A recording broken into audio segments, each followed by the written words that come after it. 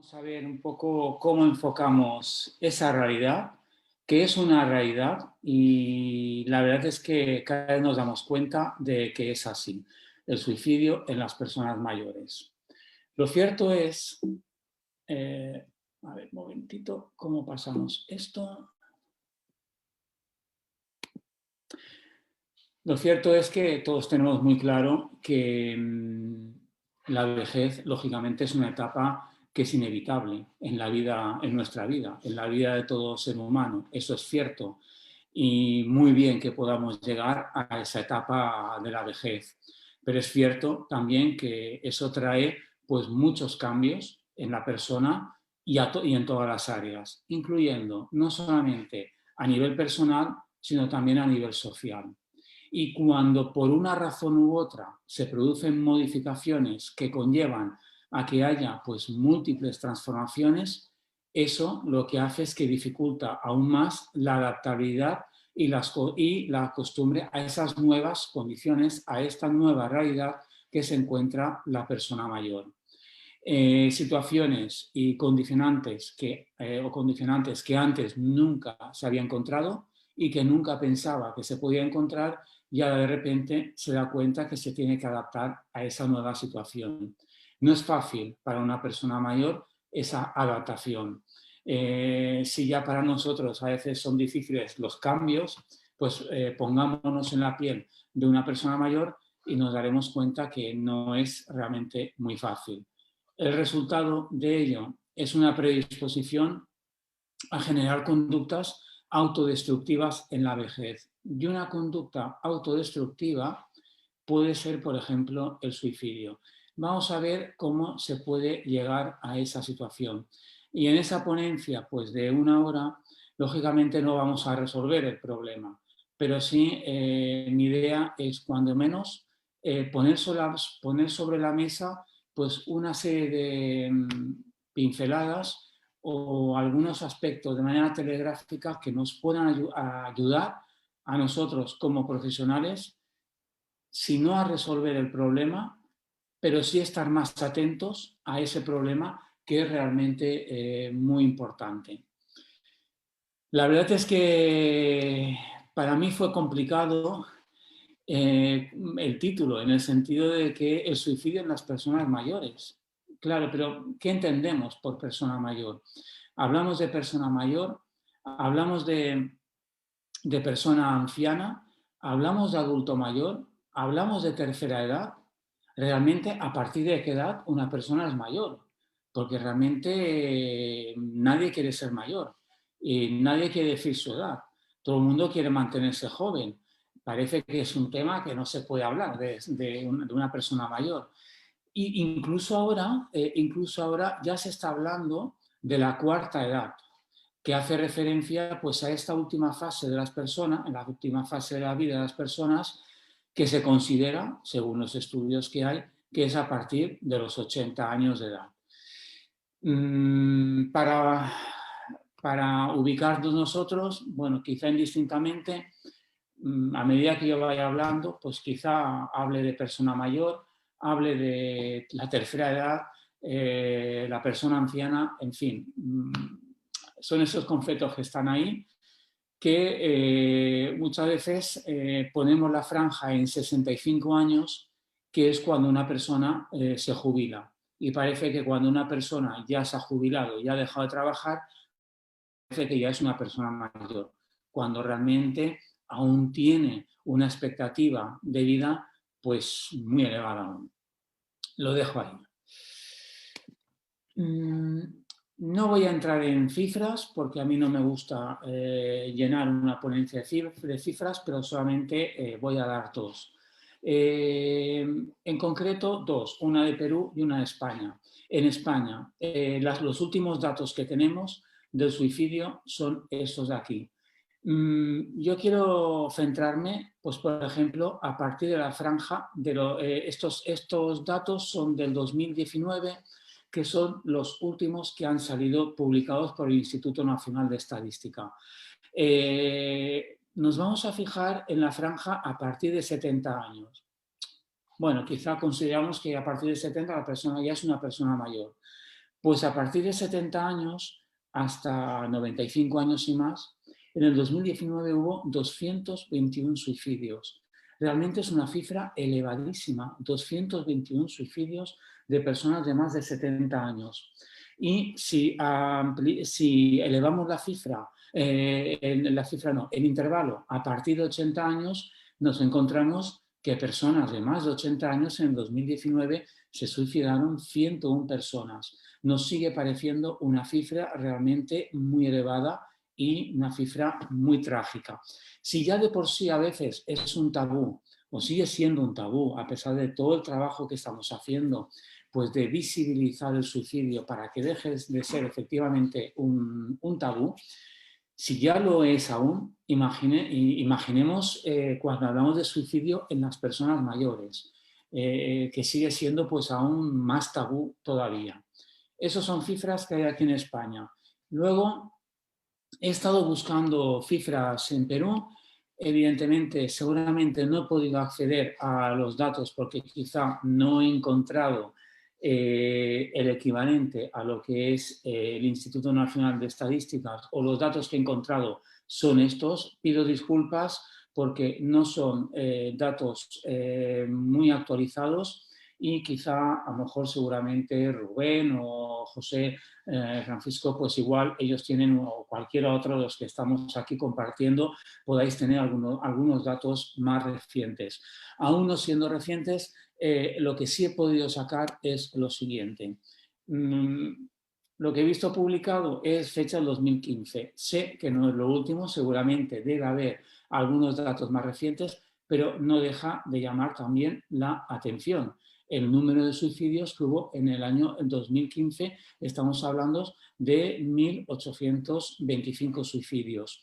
Y de un artículo que he encontrado que se publicó este mismo año, 2021, hace referencia que en el primer cuatrimestre, de enero a mayo, hubo aproximadamente casi unos 200 suicidios. Bueno, yo he sacado esa cifra de que, bueno, haciendo un prorrateo, la posibilidad de que haya 400 suicidios en el primer semestre. Hablo del primer semestre. No sé si son datos, evidentemente, muy cercanos, muy ajustados o no, pero creo que también es una cifra elevada. No obstante, lo dejo ahí porque seguramente podamos tener por parte de alguno de los que hemos estado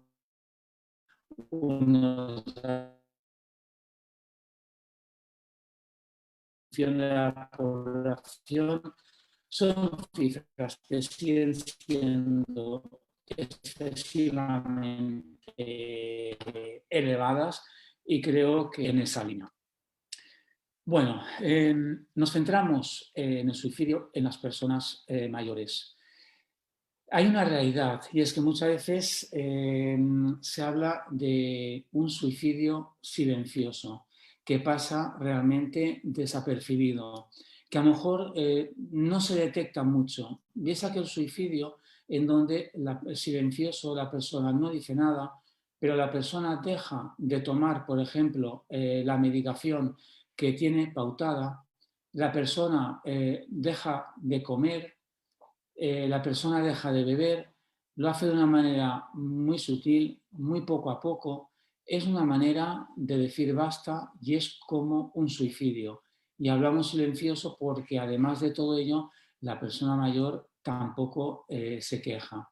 Luego veremos las señales de alerta que deberemos tener ante una situación de estas características. Pero también es cierto que nosotros que trabajamos en emergencias, que estamos en el día a día en contacto con situaciones muy duras, muy dolorosas, entre ellas el suicidio, y como no puede ser de otra manera también el suicidio en personas mayores, también es cierto, lo decía antes José Castro, la importancia de que para formar hay que formarse. Eso es realmente así. La formación ha de ser continua.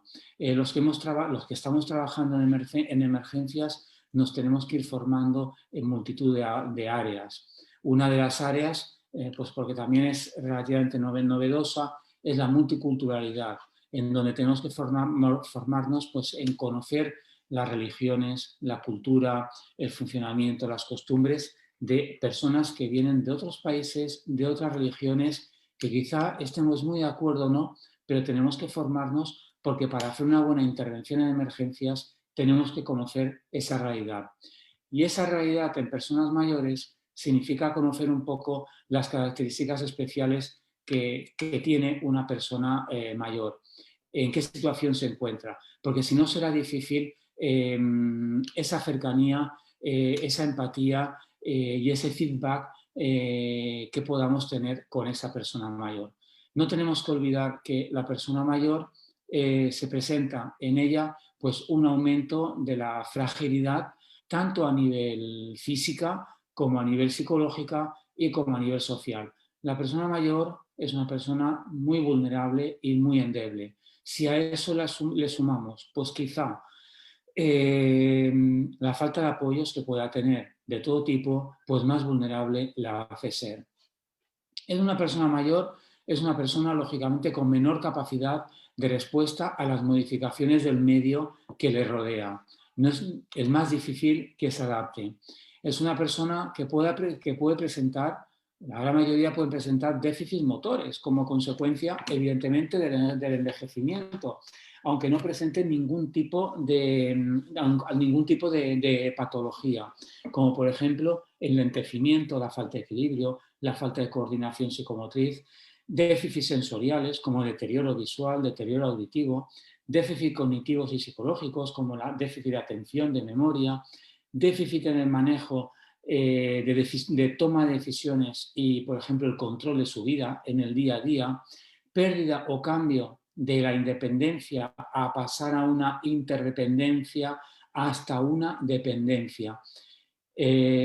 Nos tenemos que fijar que todos estos déficits, en una situación de emergencia, hay que saber gestionarlos por nuestra parte y hemos de conocer pues, cómo se maneja la persona mayor cuando además de ser mayor presenta todos estos déficits. Y luego, lógicamente, los cambios sociales que se van produciendo en la persona. Ya no tanto la jubilación, pero sí, por ejemplo, los fallecimientos de familiares ya allegados, la pérdida de redes sociales, me refiero pues de contacto social, que cada vez la persona mayor se encuentra pues más sola. Además de todo ello, nos hemos encontrado con un factor añadido que, aunque no voy a hacer mucha referencia a ello porque creo que todos ya tenemos ya cierta saturación respecto al tema COVID, pero sí es cierto que el COVID ha supuesto un antes y un después para las personas mayores y ha generado también ideación suicida y pensamiento suicida, además de suicidio consumado en las personas mayores. Recordemos que la situación de COVID, la situación de confinamiento,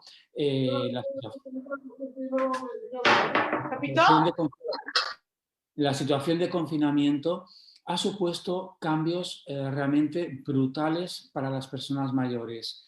La vida, la rutina, el día a día de las personas mayores empezó a dar un cambio de la noche a la mañana, en muy pocas horas, de hacer una vida normal a quedarse encerrada en casa. No entraremos en detalle en todas las situaciones, pero sí una.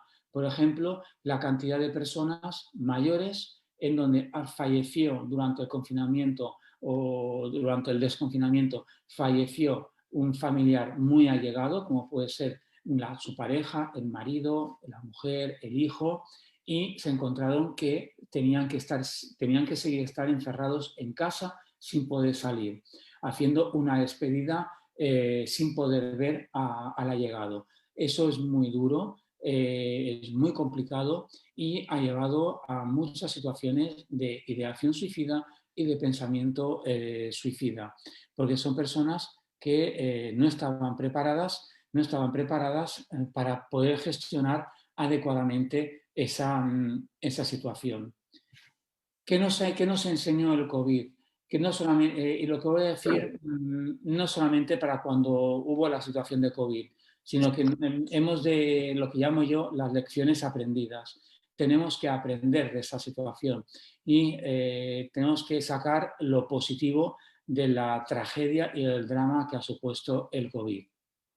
Nos ha enseñado que se deben implementar dispositivos de respuesta inmediata ante situaciones de emergencia, de inseguridad, de soledad y aislamiento en la que se encuentran las personas mayores.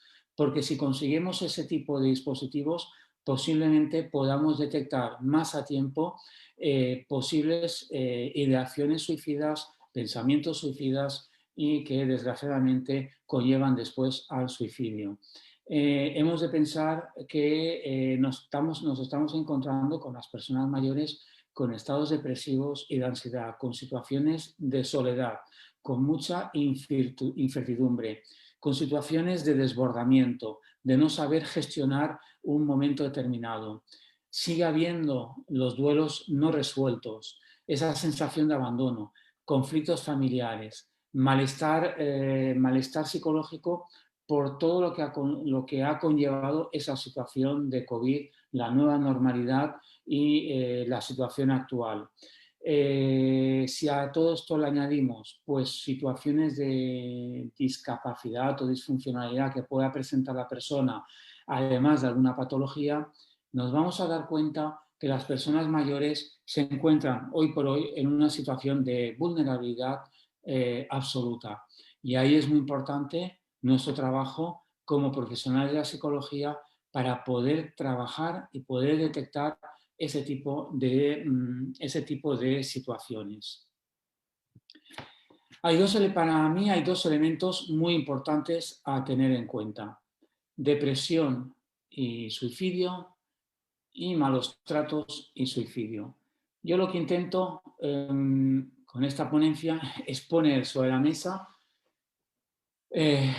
pues muchos aspectos que posiblemente eso podría ser objeto de un debate posterior muy enriquecedor, seguramente, que no habrá tiempo, pero lo dejo ahí porque yo creo que valdrá la pena en otro foro pues quizá profundizar mucho más en todo lo que yo estoy presentando aquí, seguramente de forma muy telegráfica. Depresión y suicidio. La depresión es un factor de riesgo elevadísimo para el suicidio. Da igual que sea en una persona mayor, en un adolescente o en una persona de edad adulta, pero no deja de ser un factor de riesgo pues mucho mayor en las personas mayores. Y muchas veces está infradiagnosticado o, como digo yo, está enmascarado, porque a veces no lo detectamos. Bueno, lo que yo he oído, bueno, no está deprimida, es que está muy mayor, no sabe qué hacer, está todo el día en casa, no sale, se aburre, no tiene conversación, no tiene ganas de hacer nada. Sí, sí, es cierto, pero quizá eso está enmascarando pues una depresión, y esta depresión quizá luego nos lleve a una situación pues de ideación suicida o suicidio consumado. Es necesario, por eso decía antes que es necesario trabajar y sobre todo tener en cuenta la importancia de una atención a la persona mayor en su globalidad, porque si lo hacemos de manera global, eso nos permitirá detectar los primeros síntomas de una eventual depresión. Si podemos trabajar los primeros síntomas de una eventual depresión, conseguiremos seguramente que eso no vaya más y conseguiremos quizá que ya no haya esa ideación suicida o ese pensamiento suicida o este acto suicida. Según los estudios, una cuarta parte de las personas de más de 65 años o mayores de 65 años sufren de depresión. Más de la mitad de las visitas al profesional de medicina involucran quejas por la tensión emocional, y el 20% de los suicidios en los países desarrollados son cometidos por personas mayores. ¿Qué nos indica todo eso?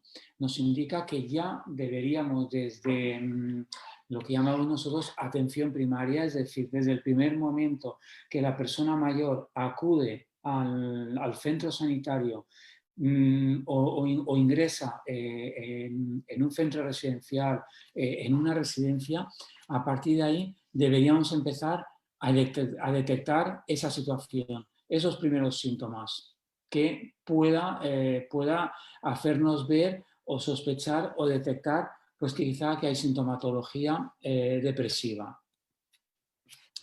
Y luego hemos de ser muy cuidadosos con los estados de ánimo de la persona mayor, que a veces pues no nos damos cuenta, pues porque quizá estamos tan cercanos a la persona mayor que pensamos que ya lo viene, su funcionamiento es el mismo el día a día.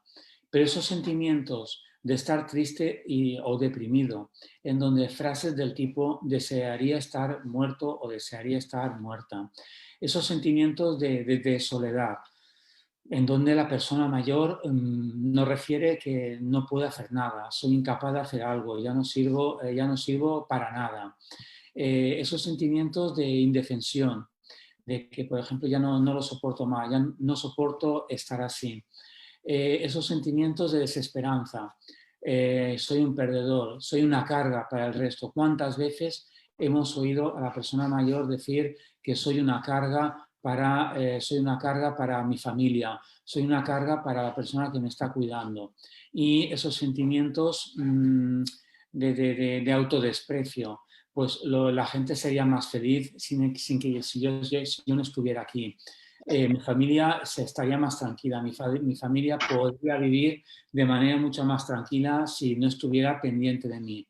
Fijaros que todo eso que quizá cuando estamos trabajando con personas mayores o tenemos una persona a nuestro cargo, por decirlo de alguna manera, quizá estamos normalizando tanto esa situación anímica de esa persona que quizá ya no somos capaces o no nos damos tanta cuenta del estado de ánimo, no solamente del estado de ánimo, sino también lo que nos está diciendo entre líneas, y eso es muy importante poder detectarlo.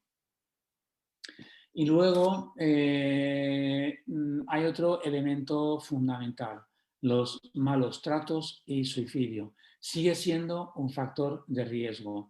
Los malos tratos siguen siendo los malos tratos en la persona mayor. Suele ser también algo un poco ciertamente tabú, en donde no se habla mucho de este tema. Es un tema que también está infradiagnosticado. Hemos de ponernos en la situación de la persona mayor y en la situación del cuidador o cuidadora. No significa esto que debamos justificar una situación u otra o no. Lo cierto es que sí que hemos detectado y hemos visto pues, situaciones de malos tratos que la persona mayor no dice nada, los asume porque sabe que si dice algo puede ser peor para ella. Ahí hay un chantaje de la persona o la familia que está cuidando a esta persona mayor. Es una situación muy dolorosa, muy dura, que ha conllevado también muchas veces a suicidio o a pensamiento o a ideación suicida. Esto no debemos olvidarlo porque tanto la depresión como los malos tratos son elementos que pueden desencadenar en suicidio.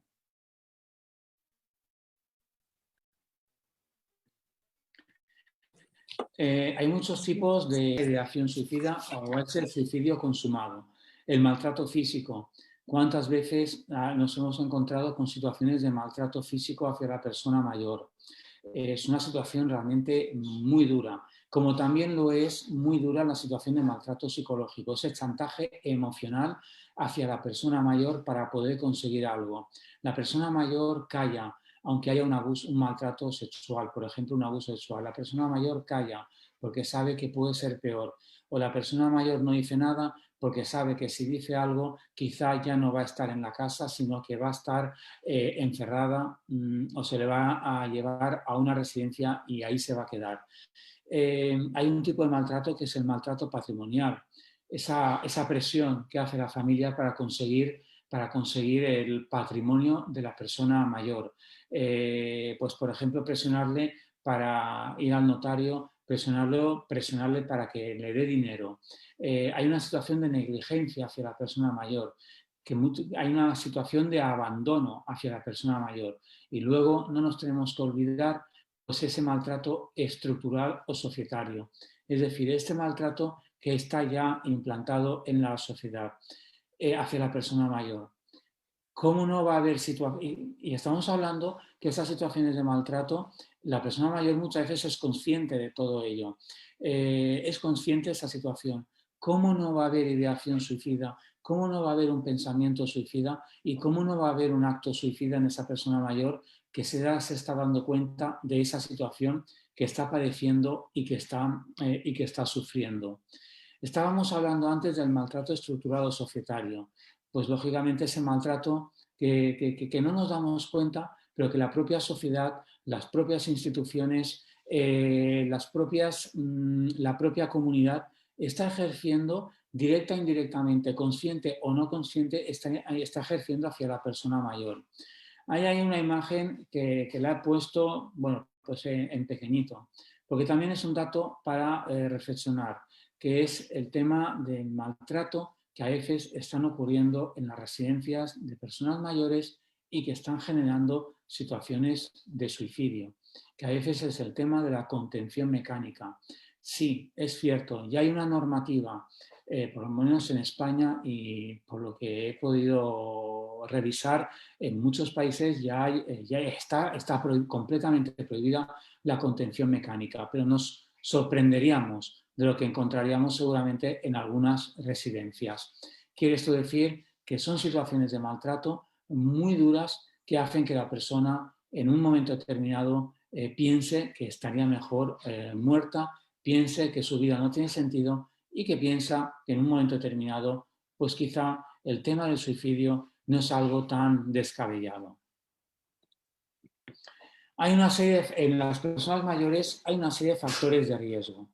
Realmente, bueno, yo he puesto las que la literatura que he revisado las plantea como tales, pues por ejemplo ser mujer, a mayor edad el riesgo aumenta, cuando existe lógicamente un deterioro de salud o una discapacidad, cuando hay una dependencia emocional, una depresión, una ansiedad, una baja autoestima, cuando hay aislamiento social o cuando hay antecedentes de maltrato. Quizás esos sean factores de riesgo.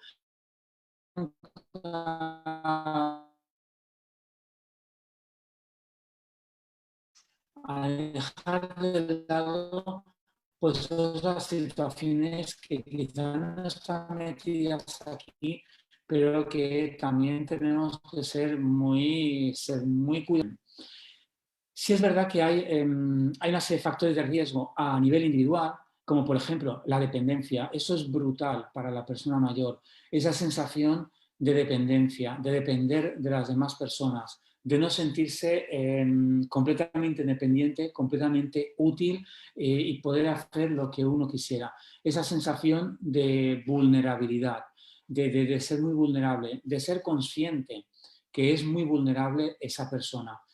Es un factor de riesgo también esa capacidad jurídica que ya no la tiene al 100% como quizá la podía tener antes. Esa capacidad jurídica que a lo mejor depende de terceras personas. Depende de terceras personas pues para poder tomar decisiones a nivel jurídico o que es otra persona la que gestiona el tema económico, la pobreza, los gastos, la desvalorización de sí mismo.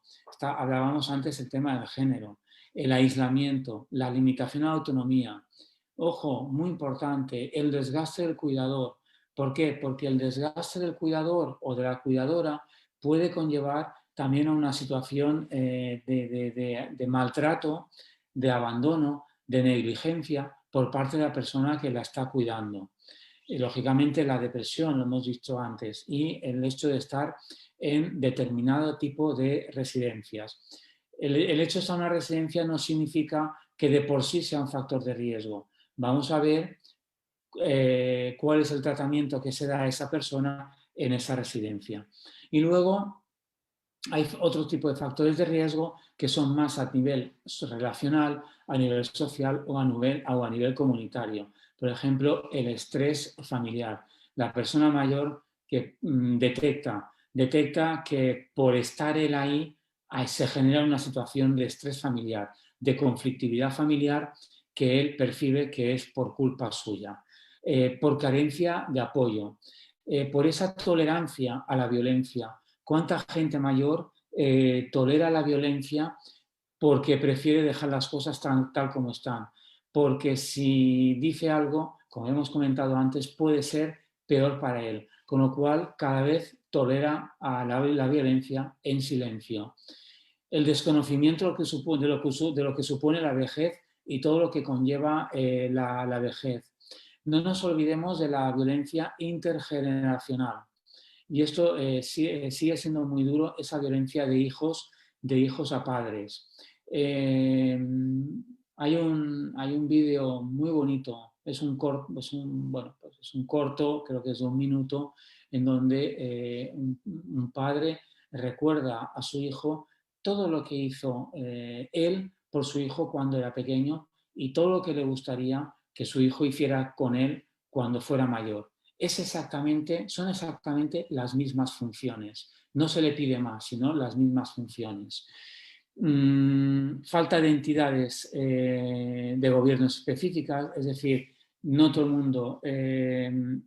mundo tiene esa posibilidad de entrar en una residencia, esa capacidad de entrar en una residencia. ¿Cuánta gente hay que está viviendo pues, en el abandono? ¿Cuánta gente encontramos que están viviendo o mal viviendo solas en las casas, por ejemplo?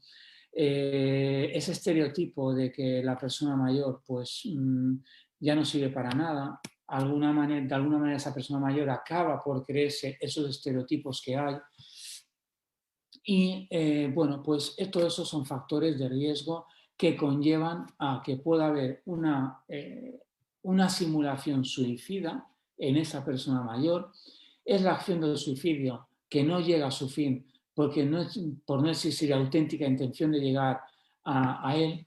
Quizás estaríamos hablando, pues eso, de ese pensamiento suicida, ese pensamiento que a veces me está rondando en la mente de la persona. Ese riesgo de suicidio, que es la posibilidad de que una persona atente deliberadamente contra su vida, lógicamente se incrementa ese riesgo si hay una ideación, si hay una discapacidad en esa persona, si hay ese deseo de muerte porque la persona considera que hay un descanso, que para él será un descanso, o porque ha habido amenazas o tentativas de suicidio previo. Hay un parasuicidio. Puede darse el caso de un parasuicidio, es decir, el conjunto de conductas donde el sujeto, la persona mayor, de forma voluntaria e intencional se produce un daño físico. Estaríamos hablando pues, de las autolesiones. Nos tenemos que fijar que las autolesiones no solamente se están produciendo en los adolescentes, que es un hecho que cada vez desgraciadamente hay más, también hay autolesiones en las personas mayores. Y luego ese suicidio silencioso, que es esa intención enmascarada de provocarse la muerte por medios no violentos, generalmente mediante el abandono de las necesidades básicas, como son el comer, el beber, el dormir, o mediante el incumplimiento de tratamientos médicos que se consideran esenciales para las personas, que básicamente son el tratamiento farmacológico en donde la persona se niega a tomar la medicación. Es una manera también de suicidarse poco a poco. Luego, quisiera dejar nota aquí, simplemente para un debate posterior en el foro donde sea posible, el suicidio racional. He estado viendo en la revisión de la documentación y los artículos que están publicados, es el suicidio racional. Aquel suicidio que es como la idea de que el suicidio puede ser una decisión razonada y no como consecuencia de problemas emocionales o psicológicos que pueda tener la persona. Estamos hablando de que la persona es consciente de lo que está haciendo de forma racional. Es un tema muy controvertido, porque lógicamente va en contra de muchas normas sociales, de las convicciones religiosas y morales, y de una idea muy simplista de la prevención del suicidio, que sostiene que la vida siempre vale la pena. Y lo dejo en interrogante como método de prevención. Simplemente dejo aquí este tema del suicidio racional, en donde ya en América, en concreto en Filadelfia, hay trabajos que se están haciendo, incluso hay comunidades de personas en donde están viviendo esa situación, están como llegando a acuerdos en la propia comunidad de que no quieren llegar a padecer un deterioro físico o psicológico y tienen muy claro que antes de llegar a esa situación prefieren tomar esa decisión, un suicidio racional, que estaría mezclado con el tema pues, posiblemente de la eutanasia. Lo dejo ahí porque estamos hablando también en personas mayores. Bueno, en las personas mayores, lógicamente, como en otras franjas de edades, pero quizá en personas mayores tenemos que estar muy alerta pues, de esas señales de advertencia de suicidio. Cuando, por ejemplo, una persona mayor empieza a regalar pertenencias, lo hemos visto más de una vez, cuando empiezan a regalar pertenencias, bueno, es que a mí esto ya no me sirve, yo ya no lo voy a necesitar más, ¿para qué quiero eso? Bueno, a ver, no porque una persona mayor regale una pertenencia hemos de detectar automáticamente que hay una ideación suicida, pero si eso de forma reiterada, tenemos que pensar que algo está pasando o algo está rondando en la mente de esta persona. O, por ejemplo, abusos de sustancia. Que la persona, pues a lo mejor en algún momento determinado empieza a tomar más medicación, la automedicación, porque piense, no, estoy tomando más porque creo que me irá bien o porque así voy a tener mucho menos dolor. No, la medicación se tiene que dar de forma pautada por el médico. Es un dato a tener en cuenta. O cuando encontramos, pues, por ejemplo, que la persona mayor descuida su aspecto personal. Es cierto, las personas mayores de alguna manera descuidan su aspecto personal. ¿Por qué? Porque ya no tienen vida social, ya no salen, nada, no salen tanto, no tienen tanto contacto, ya no reciben, ya no reciben tantas visitas, de alguna manera ya les da igual pues esa falta de higiene, pero hemos de detectar que si de alguna manera hay un descuido que va más allá del simple hecho de no querer arreglarse para salir cada día, pues hemos de tenerlo en cuenta. Por ejemplo, los drásticos cambios de humor o que esa persona no nos esté hablando pues que sobre el tema de la muerte, sobre el que a lo mejor estaría mejor muerto o que ya no tiene sentido que esté aquí o que ya está cansado o que está cansado de vivir. Bueno, situaciones que nos tiene que por lo menos llamar esa atención y de alguna manera pensar, ojo, tengo que hacer algo, tengo que estar pendiente porque quizás estamos ante una llamada de atención, ante un indicador de pensamiento suicida. Hemos de pensar que hay unos rasgos distintivos del suicidio en las personas mayores. Primero, que las personas mayores realizan menos intentos de autolesiones. Algunas habrá, evidentemente, pero realizan menos intentos de autolesiones en relación con el resto de la población. Suelen usar métodos letales, muestran menos señales de aviso. Dichos actos son premeditados y reflexivos y pueden, lógicamente, adquirir la forma de suicidios pasivos, como hemos dicho antes, el suicidio silencioso. ¿Qué métodos letales? Pues, por ejemplo, el ahorcamiento, la precipitación, el disparo con arma de fuego, la ingestión de tóxicos y la intoxicación con monóxido de carbono. La verdad es que los métodos, ese tipo de métodos letales se da en las personas mayores. Luego pensemos, lo vamos a pasar un poco de largo, pensemos primero los factores de riesgo a nivel médico que puede haber en la persona, a nivel psiquiátrico y a nivel psicológico. Estos tres factores son muy importantes tenerlos en cuenta, sobre todo también a nivel psicológico, porque quizá a veces son los más difíciles de detectar.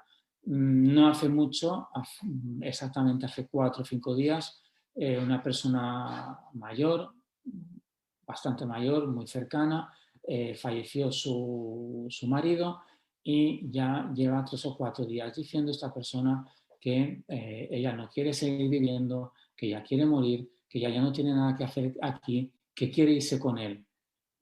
Podemos pensar, es lógico, no está preparada para esta situación, es una persona muy mayor, que aún está con la situación de duelo, de no asumir la situación, pero hemos de estar muy alerta de todo lo que de todas las manifestaciones que nos está diciendo.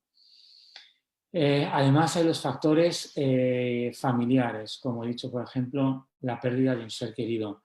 La persona mayor ping-pong, que se llama aquí, esa migración forzada de la persona mayor, es decir, esa persona mayor que va rotando de una casa a otra, que va siendo como la persona, la abuela o el abuelo maleta, que solamente va con una maleta de un lado a otro, que esa persona sabe que de alguna manera está siendo un estorbo para la familia. Es decir, factores familiares, además hay que añadirlos. Con lo cual, todo eso nos debe llamar la atención. Si la persona mayor ha expresado verbalmente su deseo de morir o poner fin a su vida, directa o indirectamente, si se siente de alguna manera cada vez más apática o nerviosa, se siente culpable y sin valor, es decir, yo no valgo ya para nada, si se encuentra muy cansada y si ya no se encuentra satisfecha sus hábitos de vida. Ahí tenemos que estar muy pendiente.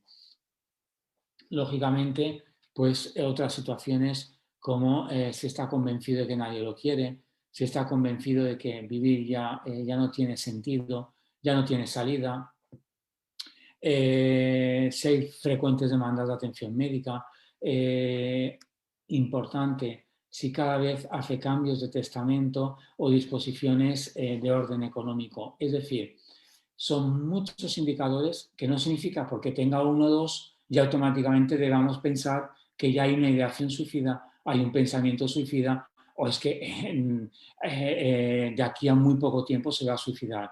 Pero significa que hemos de estar muy alerta a esas situaciones. Como veis, son muchos los indicadores que debemos tener en cuenta. Y nosotros, como personas que estamos trabajando o bien en emergencias o estamos trabajando porque en emergencias nos podemos encontrar que son con personas mayores con ideación suicida o personas mayores que están viviendo en la indigencia, personas mayores que están viviendo solas y con síndrome de Diógenes, personas mayores que se nos activa a nosotros para trabajar con ella en ese momento, es decir, intervención en emergencias, o que estemos trabajando con personas mayores o bien en centros residenciales o servicios sociales, o que tengamos contacto, bien sea que estemos en asociaciones o entidades con personas mayores.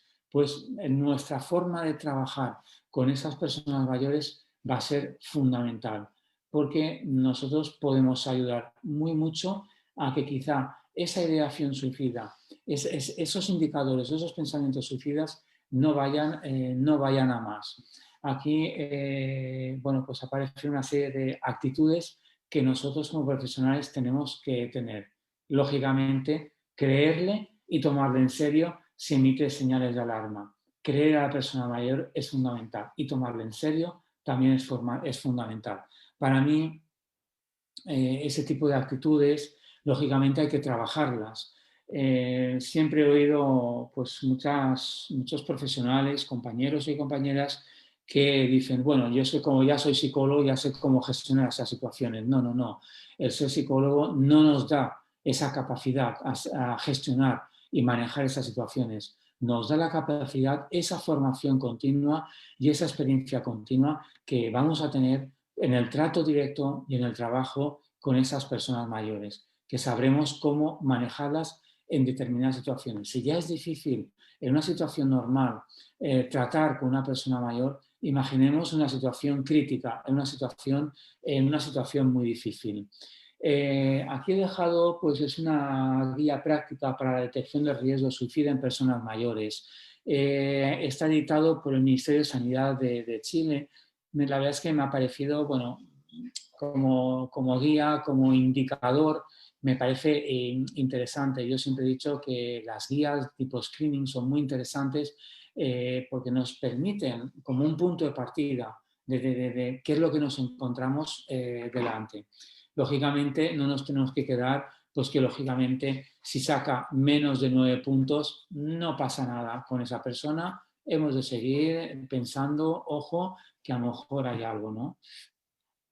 Y como he dicho antes, esas habilidades específicas de intervención con personas mayores ante una acción, una ideación o un pensamiento suicida, pues lógicamente nosotros tenemos que tenerlas. Hemos de tener paciencia con el trato que tenemos con las personas mayores. Hemos de conocer lo que hemos dicho al principio, pues estas limitaciones a nivel físico, a nivel psicológico, a nivel social, a nivel personal que tienen estas personas. Nuestra comunicación debe ser, pues lógicamente, a ritmo pausado y con cierta ternura. No paternalismo, pero con cierta ternura en el sentido de que transmitamos confianza a esa persona mayor. Hemos de mostrarnos, lógicamente, tranquilos, aunque la situación sea dura, aunque la situación sea muy complicada y muy dolorosa. Por nuestra parte, hemos de transmitir esa tranquilidad y, lógicamente, la empatía. La empatía para mí es fundamental. Hablar claro y despacio, frases cortas y sencillas, a un mismo nivel. Eso es fundamental. Y además de la empatía, adoptar esa actitud de incondicional apoyo, que la persona mayor se sienta apoyada en ese momento, porque muchas veces en ese momento tiene una situación tan endeble y tan vulnerable que nos necesita. Y eso lo hemos percibido los que estamos conectados aquí, trabajamos en emergencias, nos hemos dado cuenta que las personas mayores, el ver que hay una persona que le está haciendo caso, que le transmite confianza y que le transmite seguridad, es fundamental. No hay que tratarlos como niños, que eso a veces es un problema que yo he visto a profesionales tratar a las personas mayores como niños. Son personas como nosotros, son personas adultas, aunque sean mayores. La comunicación no verbal y el contacto físico es fundamental, aunque lógicamente ahora hay esas limitaciones por el tema COVID. Pero creo que con las personas mayores deberíamos estar por encima de estas limitaciones porque necesitan ese contacto físico y esa comunicación no verbal. Es muy importante, sobre todo con una ideación suicida, con un pensamiento suicida, o esa conducta esa conducta suicida de la persona mayor, es muy importante asegurarse la privacidad. Hemos de intentar no hacer esa intervención en público porque no es agradable. Es muy importante asegurarse esa privacidad. Y seguimos la escucha activa. Para mí la escucha activa, como veremos después, es fundamental. No los tratemos con un lenguaje despectivo. Yo sé que en cada país, bueno, pues a la persona mayor se utilizan a veces palabras que a lo mejor en un país pueda ser adecuado, pero en otro país no es adecuado. Entonces hemos de tratarles con respeto, no tratarles como si fuera una persona discapacitada y, lógicamente, atender a cualquier demanda que nos pueda hacer esa persona en este momento. Para mí la escucha activa es fundamental cuando estamos trabajando con una persona mayor que a lo mejor ha podido tener un comportamiento suicida. ¿Por qué es básico la escucha activa? Porque conseguiremos una comunicación con éxito. Yo siempre he dicho que hay 3 tipos de escucha: la escucha activa, la escucha pasiva y la escucha despreciativa.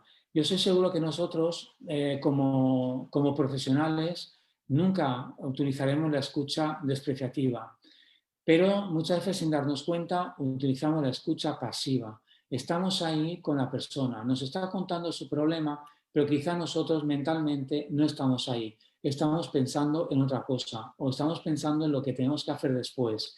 Y eso nos impide esa escucha activa, nos impide estar pendiente de que detectaremos, pues a lo mejor, algo que nos está diciendo esa persona. Pero para una escucha activa se requiere sensibilidad hacia esa persona. La escucha activa capacita al que escucha a saber más sobre el que nos está hablando.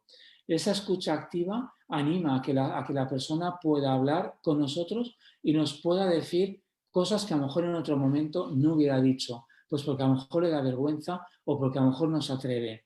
Nos permite a nosotros explorar tanto el contenido como los sentimientos de esa persona y, lógicamente, ayuda a la confianza hacia esa persona. La realidad actual, y con esto ya acabo, la realidad actual en la que nos encontramos con las personas mayores es que, primero, necesitan mucha escucha activa, necesitan ser escuchados, necesitan ser oídos. Para eso necesitan, pues, esa escucha activa y empática. La persona mayor necesita desahogarse, necesita dejarse, que puedan expresarse. Hay que dejarles expresar y eso no siempre lo hacemos. No dejamos hablar a las personas mayores. No nos interesa lo que nos cuentan las personas mayores. A veces les estamos diciendo que se callen, como que son pesados de tanto hablar sobre lo mismo.